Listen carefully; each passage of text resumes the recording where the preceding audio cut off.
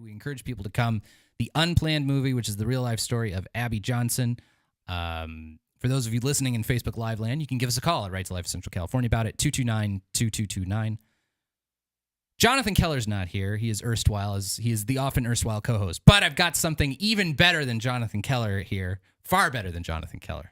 I'm here with the founder, one of the co-founders of 40 Days for Life, Mr. Shawn Carney. Shawn, thank you so much for being on Right to Life Radio. You can't say that I know Jonathan. You just can't say he's way better than Jonathan. Well, I can say that because I am dear friends with Jonathan. He's a great man. Constantly, well, great. Come on, he's a good guy. Yeah, we'll say that we'll degrade him when he's not here. He went from being great to a wonderful guy to just a good guy. Yeah, he's a guy. Anyway, thank you to Shawn Carney from 40 Days for Life for being here with us today. He'll be here with us for the first few segments of the show. So, Shawn, we wanted to have you in because you're in town for Pregnancy Care Center's banquet, which is in the past for those of you listening in terrestrial radio, just behind the curtain, but tonight for those of you in Facebook Live land. And you also came out to visit our 40 Days for Life campaign out on the sidewalk, and you're now have a bit part in a major motion picture. So we wanted you to talk about the Unplanned movie because you are sort of part of the story a little bit.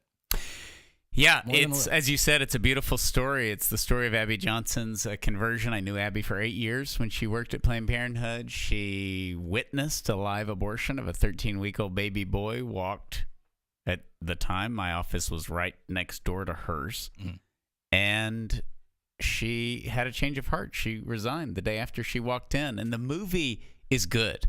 You know, it is not your typical Christian cheesy movie, which those are all good, right? They're good. But you're sitting there going, why am I not watching Die Hard right now? Yeah. And so, so Unplanned, as good as Die Hard. No. Yeah, Unplanned, Die Hard, very similar in some ways. Different genres. Both bloody movies. But Unplanned is good. You can't make an abortion movie. You certainly can't make a movie about Abby Johnson's story and mess it up.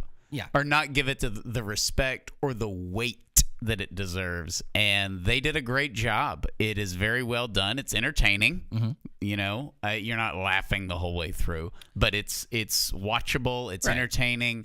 And man, it's over 2 hours long, and it feels like it's 22 minutes long. Really? It really moves fast. So obviously Abby was the director of a Planned Parenthood clinic and had this dramatic conversion experience to get to the other side. Now, tell us about the work of 40 Days for Life, and so you started 40 Days for Life, and you started it in Houston. Is that in College Station, Texas? College Station, outside of Abby's abortion facility. Yeah, she wasn't the director at the time we started, but it was myself and David B. Wright and my wife and one other person, and we saw our abortion numbers going up. And so we just went all in for 40 days, and that led to the 40 days of prayer, 40 days of fasting, and 40 days of a nonstop peaceful vigil outside of that facility.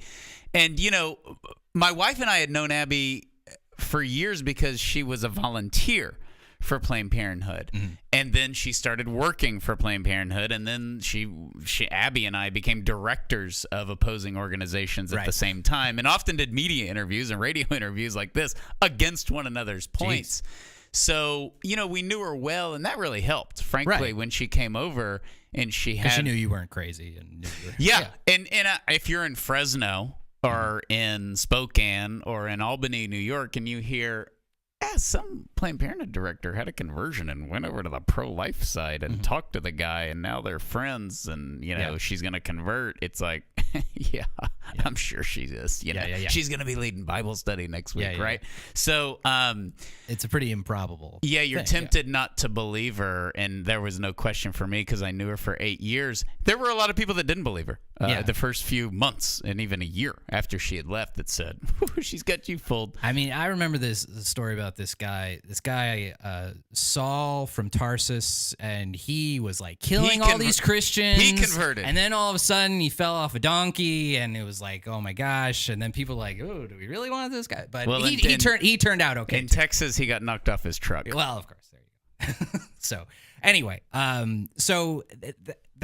that's really the stunning part of the story of me, that the whole story of 40 Days like right at its heart, Yeah, wound up in perhaps one of the most incredible conversion stories. So 40 Days for Life was in its second year of going national. Right. So we were a young organization. The Fresno year. The Fresno year. The year that everything started. The year that God actually started blessing us. Yeah, well, when Fresno year. Yes. But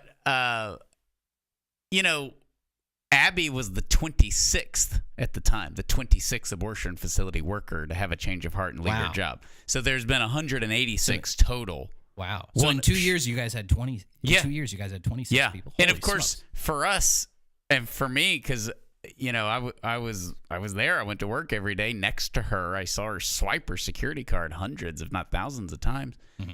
And she was my Planned Parenthood director. Where I lived, and so. It was very, very special, and it was something, when folks see the movie, and you got to see the movie. Yes. People have got to see the movie. If you love abortion, you got to see the movie. If you hate abortion, you got to see the movie. Go to unplannedtickets.com. You can find your theater closest to you. But it's in over 1,200 screens. Yeah. Right now. This is the opening day is tomorrow, but as this recording. But it is going to, that's more screens than, I think 400 more screens than God's Not Dead. Wow. Which was the largest release of any Christian movie. People have bought out theaters. I know 40 Days for Life, we have 300 across the country. There are so many buyouts. It's the largest pre-theater purchase of any film ever, including The Passion. So we contributed to that. So we got it. So our story with Right to Life. So we at Right to Life, we're gonna buy out a screening on a Sunday afternoon screening, and we could buy a 94-seater, a 100-seater, or a 188-seater. And I was thinking, I'll do 94. I don't know how many people might necessarily be interested. Shame on you. And then within a day, like 50 people signed up. I'm like, okay, I'm going to need to go up. So we went up to 188. Now we're going to have more than 188 people. And that's consistent. So, We've had a lot of people. I think people are hungry to hear this story because they are. What's happening, especially what's happening with all these late-term abortion laws. Absolutely. Yeah. We have people who are governors and senators and running for office who are wearing... Kamala Harris? Oh, no, just kidding. wearing I can't keep up with all the people that are running. But they're wearing suits and they sound nice and they're calm, and some people would think they're cool. Some people would think they're educated, and they are calmly advocating to leave a baby girl on a table to die in a hospital with doctors staring at her. Pedo. Anyway, sorry, I had a lump in my throat. Sorry. It's insane. It's literally uncharted waters in the United States of America, and praise God, there is not a better time for any abortion movie, Planned Parenthood movie, pro-life movie, however people are going to label Unplanned. Mm-hmm. There's not a better time for any movie, but especially this movie. This is the definitive movie on abortion. I mean, it is intense. It's a beautiful story.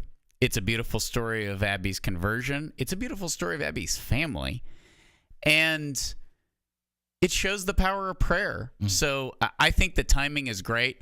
And these lunatics that are, as Walker Piercy famously said, we can kill without passion. Mm-hmm. These people, they have given great motivation for people, not just to go to the theaters, which is great, but the movie will come and go. We have seen 40 Days for Life, just waves of new volunteers going to the sidewalks. Oh, yeah. And it's very timely for us in California, too. As we're talking about this, the California legislature has reintroduced legislation to require that chemical abortion be available for distribution at every CSU and UC student health center in the state, and that to put ultrasound machine, they want to put ultrasound machines in every student health center at every Cal State University and University of California campus, not to foster life, not to protect life. They're putting ultrasound machines in for one reason, just to take life. That is happening right now. And actually, we'll talk about later in the show what we're doing at Right to Life in Central California. If anyone wants to come with us, we're going to Sacramento on April 3rd to lobby against SB 24. This is the bill that will be requiring this potentially. But I think it's really educative of a couple of things. One, the process of chemical abortion, which I think is the wave of it's already sort of the standard for abortion in Europe. The movie, the movie explaining to people Great how education. chemical abortion works. It's already the wave of the future in Europe. It's coming to California. It's already here, really, but it's going to become the dominant way of doing abortion. And to recognize that, California is ground zero. This is ground zero for all of the stuff, all of these issues that get covered in the movie that are these dominant themes of our news and stuff like that. It's the biggest state for 40 Days for Life by far. It's California. Well, with Fresno as your anchor. I mean, of course we are. So anyway, Fresno as the anchor. Fresno as the anchor. There you go. All right. So we're going to head into a break. All right. When we come back, we're going to talk with Shawn a little bit more about chemical abortion, how it's portrayed in the Unplanned movie. And again, Unplanned, check it out. Maya Theaters in Fresno near Fresno State has a bunch of showings of it throughout the week, starting this weekend. So go to a showing if you can. You're listening to Right to Life Radio here on Power Talk 96.7 and AM 1400.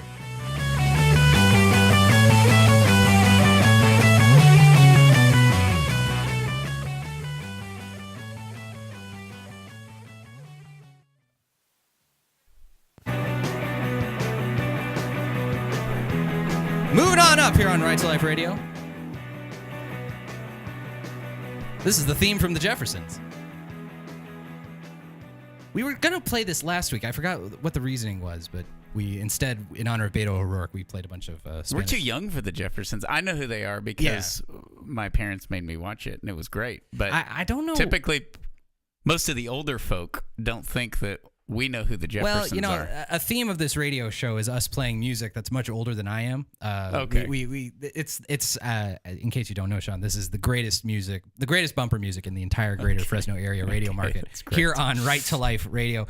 Got a text message from a certain erstwhile co-host whose name rhymes with Bonathan Keller, who says, "Great segment. Wish I was there." Yeah, I wish you were here too, Jonathan. But he said it was a great segment. You started the segment off by making fun of him. Yeah. Well, this is our codependent, abusive relationship. He's either humble or he just didn't hear the first 5 minutes. Yeah. Well, yeah, that's true. Anyway, Right to Life Radio with John Girardi. Thank you all so much. We love Jonathan Keller here. We kid because we love. That's true. Anyway, CaliforniaFamily.org if you want to learn about all the great stuff Jonathan's doing, including fighting against some really bad sex education curricula that is being implemented in California public schools, which is not just sex ed curriculum, it's also abortion ed curriculum. So anyway, CaliforniaFamily.org to help out Jonathan learn what he's doing. We are here today with Shawn Carney from 40 Days for Life. Thank you so much. Shawn, is there a place where people can go to learn about 40 Days, your national website? Yeah. Plug all your stuff. Yeah, 40daysforlife.com. We're in the middle of the largest spring campaign we've ever had, 377 cities. So it's the number 40daysforlife.com. You can also check out our podcast on iTunes. Hey. Which was inspired by last time I came to Fresno. By our old incarnation of this show. I got to get me one of those. So we 40 Days for Life launched a podcast a couple years ago, and we say that it's the number one pro-life podcast. And I'd slow down that there. Can prove that. I'd slow down there, buddy. We've never published that because that may be illegal. And also there's this show. So anyway, if you want to hear a show that's almost as good as this, said I could plug my stuff, and then you're interrupting me. But yeah, go for it. So yeah, 40daysforlife.com. Listen to our podcast. Okay. All right. After you listen to this we'll have Jonathan on. Yeah. Have me on. Oh, yeah. Just Jonathan, not me. All right. That's fine. Anyway, thank you. Anyway, so Shawn Carney here with us today. Okay. What I wanted to talk with you about in this segment, Shawn, because this is touched on in the Unplanned movie.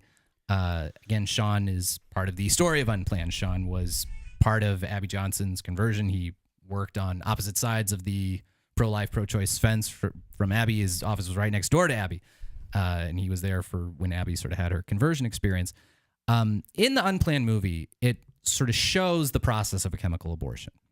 And I was wondering if you could talk about how the film portrays that and why, this is kind of the next, it's not even really the next wave of abortion. The wave is already sort of crashing. Right. It's Unplanned has two abortions that they show. One, the surgical abortion of the 13-week-old baby boy that Abby saw. Mm-hmm. And that was it. That's when she knew she had to get out. That's in maybe minute number 5 or 6 of the movie. Yeah.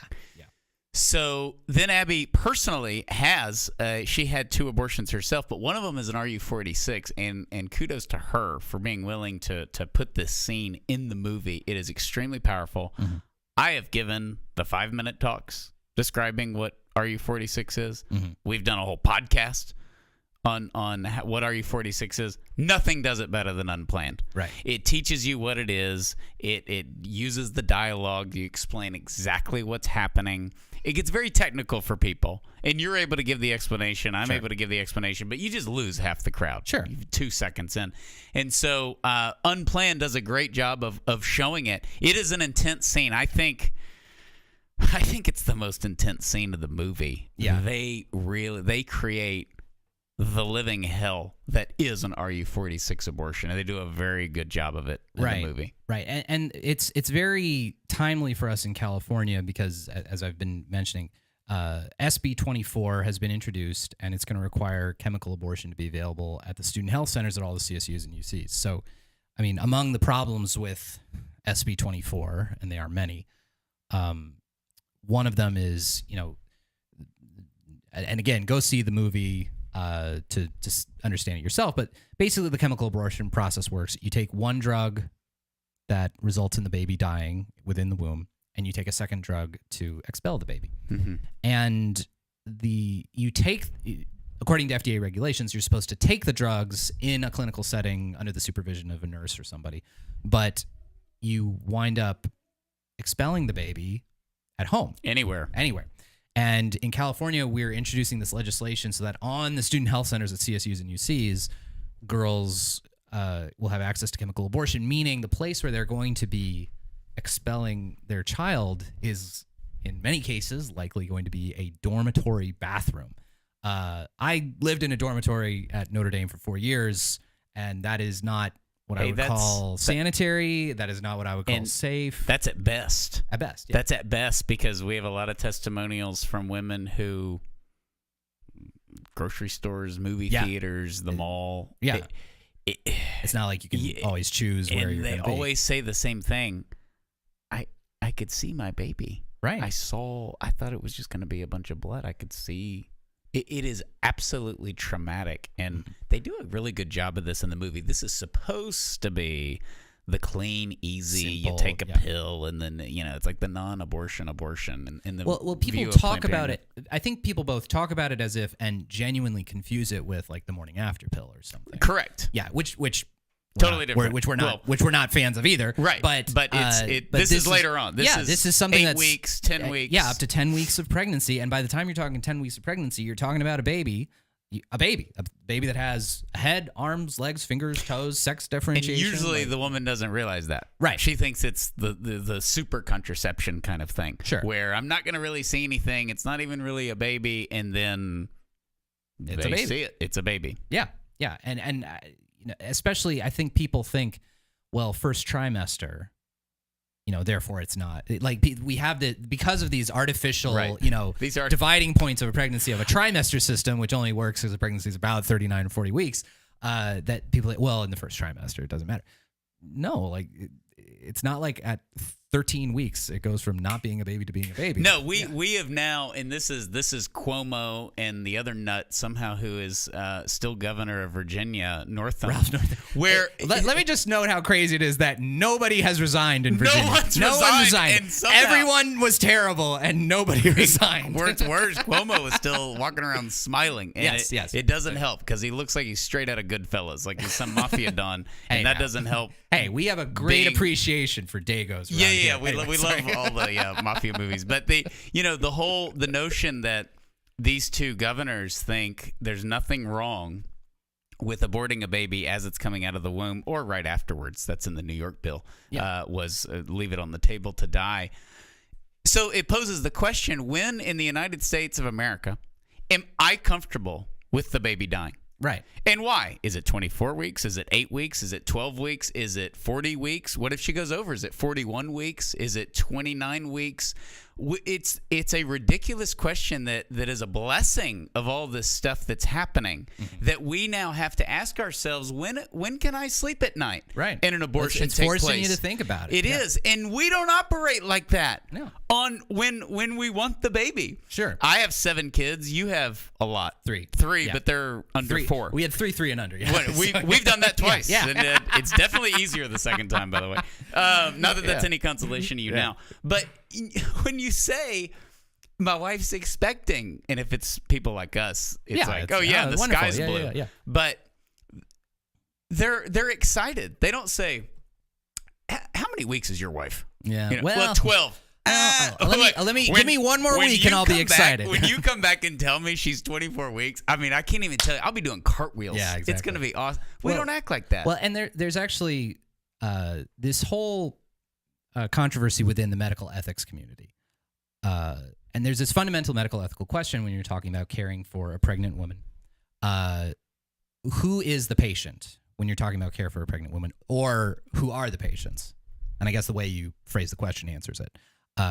Who is the patient? Who are the patients? And what the dominant theme of the very pro-choice medical ethics community, the dominant answer to that question is, well, the unborn child is a patient if the mom wants the baby, and it's not a patient if the mom does not want it. And that's genuinely the answer, as lousy an answer as that is, and as obviously illogical an answer as that is the answer that most medical ethicists have landed on.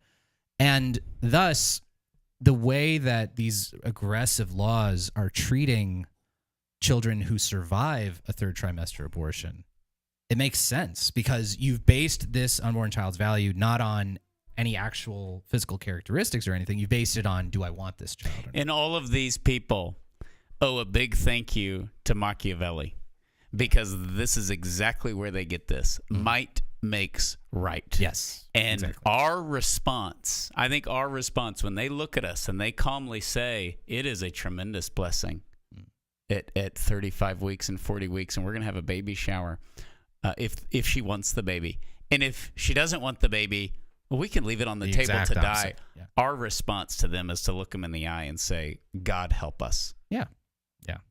No, it's bad. And I'm really glad that the movie is out at this time to sort of highlight these really important things. Anyway, Shawn Carney, thank you so much for being with us. Thank you. We really appreciate your time coming down to Right to Life. And we will be back here on Right to Life Radio on Power Talk 96.7 and AM 1400.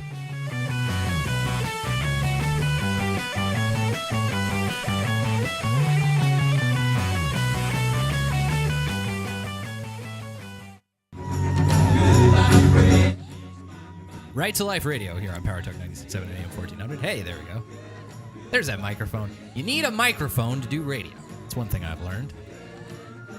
Thank you all so much for tuning in. That's the Beach Boys there with Good Vibrations. Thank you all so much. RTLCC.org if you want to learn more. Our thanks to Shawn Carney for joining us on Right to Life Radio. They're doing wonderful work at 40 Days for Life, and it's totally awesome that Shawn was able to come out to our 40 Days for Life site and talk with us on the show. So anyway, Shawn Carney. So I want to talk a little bit about SB 24. We touched on it a bit with Shawn. And SB 24 is really bad. It is coming up for its first hearing, its first committee hearing, and for its first vote. So I want to tell you all about sort of what we're doing at Right to Life. On Wednesday, April 3rd, we are having the first committee hearing for SB 24, and it will be at the Senate Health Committee. So it's the way that legislation works in California. So it gets introduced in one house. It goes through a couple of committees in the house in which it's introduced, committees that the bill pertains to. So SB 24, because it has to do with universities and it has to do with health issues, is going to go through the Senate Health Committee and the Senate Education Committee, and then it will go to the Senate Appropriations Committee because it could involve spending government money. It will then go to the State Assembly, where it will go through the Assembly Health Committee and the Assembly Education Committee before going to the Assembly Appropriations Committee. Before it leaves the Senate, by the way, it'll get a vote on the floor of the Senate. So at the Senate Health Committee, there will be testimony from both sides for and against the bill. And we are going to go up to Sacramento on that Wednesday to advocate against SB 24. We're going to try to meet with some of our Valley legislators. We're going to try to meet with State Senator Melissa Hurtado, who's a newly elected Democrat. It'll be very interesting to see how she's going to vote on this because she's actually on the Senate Health Committee. So I want to kind of put out a clarion call for anyone who's from the South Valley, anyone who is in South Fresno. I want to give you this number, and I want you to give a call and ask State Senator Melissa Hurtado to vote no on SB 24. So I'm going to pull up her office. So Melissa Hurtado, she represents Fresno and a bunch of South Valley towns. If you live in like Reedley or Sanger or Orange Cove or a bunch of cities in the South Valley, even all the way down into Bakersfield, these state Senate districts are enormous. And so she represents that whole region. It's a pretty conservative region, relatively speaking. It was held by a Republican, Andy Vidak, for many, many years. And Melissa Hurtado won this district in the 2018 election. It was a big upset, actually.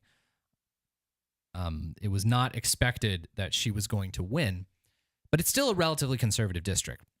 And she's on the Senate Health Committee, so she will be asked to take a vote on this upcoming Wednesday, April 3rd. So I want to encourage everyone listening who's from the South Valley, who is in her district, to give her Sacramento office a call and to urge her to vote no. So let me give you her number. Her number is 916-651-4014. 916-651-4014.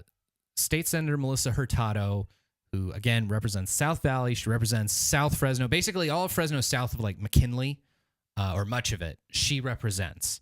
So if you live in that part of Fresno, or if you live in one of the various South Valley towns, then you should try to give her a call and voice your opinion. So we are going to go to Sacramento on Wednesday, April the 3rd. If you want to come with us, give us a call at Right to Life, okay? Because let me just tell you this. Going to Sacramento for a kind of legislative lobby day is a really great experience. It really allows you to sort of learn the ins and outs of how the legislative process in Sacramento works. It's an incredibly open process. Like, you can go to Sacramento and you can just walk into different legislators' offices and just say, hey, my name's so-and-so. I live in this district or whatever, and I want to encourage the senator to vote no or yes on this piece of legislation. Here's my letter in support or opposition to the bill. You can just sort of walk in and do it. I mean, it's incredible how open the whole process is in Sacramento. So if you want to come with us, we might be willing to take a caravan of cars up to Sacramento. We'll be leaving from Right to Life. And the committee hearing is at 1:30 on Wednesday, April 3rd. So we're going to leave around 6:30 in the morning. We'll get to Sacramento around 9:30. We'll go around to different offices, talking with different people opposing the bill. We'll attend the committee hearing at 1:30, and we'll leave at about 3. So you leave at 6:30. You'll get back to Fresno around 6:30. It's actually a really great experience. If you want to go, if you have young people who want to go, give us a call at Right to Life, 229-2229, and we'll go with you. So that's what's going on with SB 24. And it's very interesting how our local officials intend to vote on this, because there are certain things that are kind of a given. It's pretty certain that, for example, Jim Patterson is going to vote the right way on it. I think it's very likely that Andreas Borges, the newly elected state senator who replaced Tom Berryhill, He is almost certainly going to vote the right way on it. But Melissa Hurtado is a big question mark. Joaquin Arambula, it's pretty certain that he would vote the wrong way on it. He voted on this legislation last year and voted the wrong way on it. So Melissa Hurtado is the real wild card in this whole thing. And one thing I want to mention about SB 24, again, this is the bill to require chemical abortion on college campuses, on the campuses of CSU and UC schools, to require that they be available in the student health centers, okay? SB 24 is so extreme that it was vetoed last September, by Jerry Brown. Okay, Jerry Brown is not some pro-life stalwart. Jerry Brown said this bill is unnecessary. Chemical abortion is already widely available. It's widely available in communities near CSUs and UCs. There's no reason for the universities to furnish this to students. And he's totally right. Like, that's a perfectly sufficient reason, without having to get into the ethics and morals of it, as important as those are, as fundamental as those are. It's a perfectly sufficient reason just to say, hey, this is not necessary. It is not the job of state universities to give their students chemical abortions right there on campus. So, again, SB 24, if you want to learn more about it, if you want to join us in opposing it, give us a call at Right to Life of Central California during the week, 229-2229. All right, we'll be back for our final segment here on Right to Life Radio on Power Talk 96.7 and AM 1400.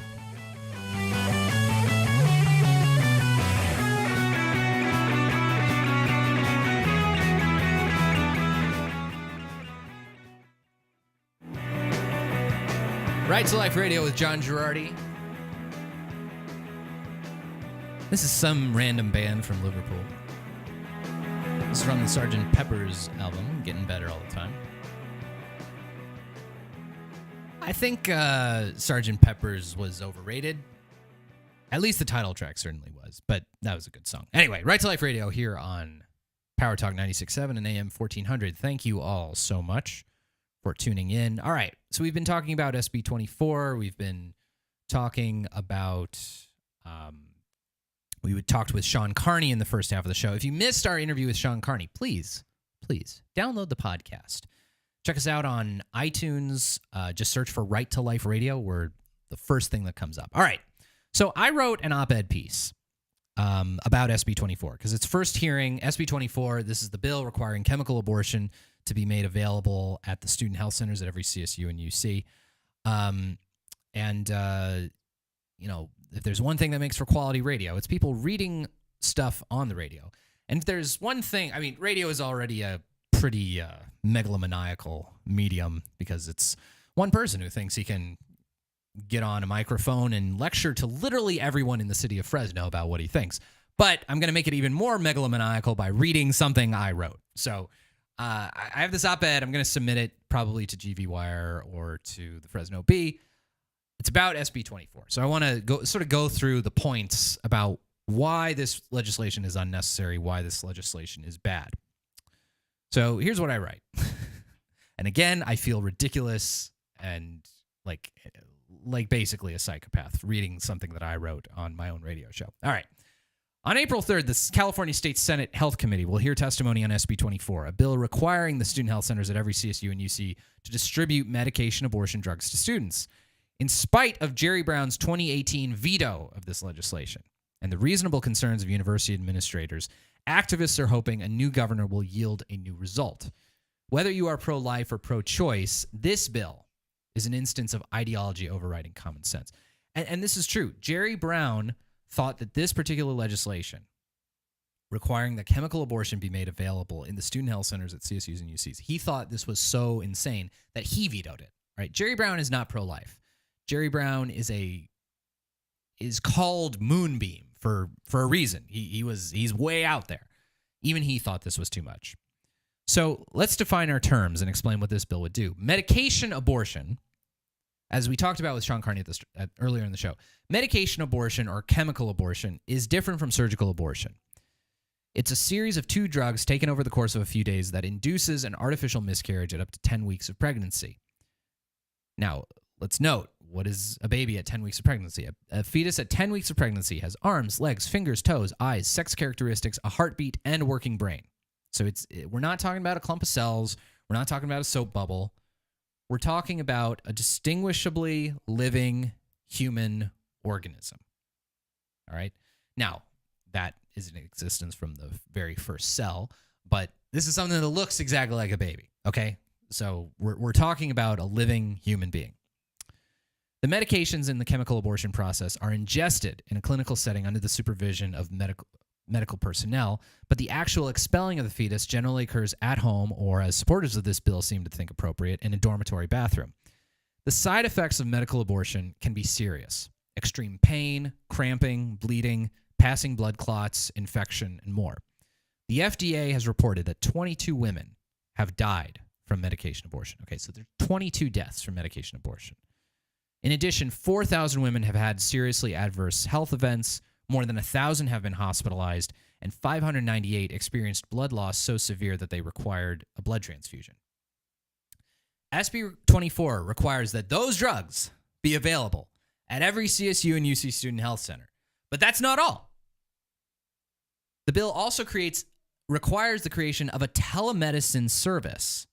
So this is a service whereby you can, over a HIPAA-secured server, you can exchange healthcare information with a doctor or a nurse. So this bill creates a telemedicine service allowing students to get a prescription for chemical abortion via their smartphones by chatting online with a nurse practitioner and getting a prescription for chemical abortion right there through your phone. The bill also necessitates that the student health centers build all the apparatus that's required for providing a chemical abortion, including the purchasing and installing of ultrasound machines, which most student health centers lack. So they're going to put ultrasound machines into all the student health centers, not to save life, not to check on life, not to preserve life, but to take life. That's what they're doing. Student health centers at the CSUs and UCs, they lack ultrasound machines because full prenatal health care is beyond the scope of what they're supposed to do. A student health center isn't supposed to be doing ultrasounds. Like, let's look at the student health center at Fresno State. The student health center at Fresno State provides condoms, birth control, pregnancy tests, certain immunizations, a pharmacy, and some basic x-ray and lab services. That's it. Okay. It's not a full-scale prenatal health care clinic. It's not supposed to be all things for all people. It's not supposed to be a Planned Parenthood clinic, which is essentially what pro-choice activists are trying to do. They're trying to put a Planned Parenthood clinic, effectively, on the campus of every CSU and UC. But in this case, ignoring what the point of a student health center is supposed to be, basically the pro-choice ideology of the proponents of SB 24, Planned Parenthood, all these pro-choice activists, that is just overriding all reason and all common sense about what a student health center is supposed to do. Now, while supporters of SB 24 claim that this bill won't use any taxpayer revenue or any student tuition fees, the authors of the bill explicitly declined to add language that closes off those possibilities. So student tuition fees and taxpayer revenue, so they're saying that, well, no, this is all going to be privately funded.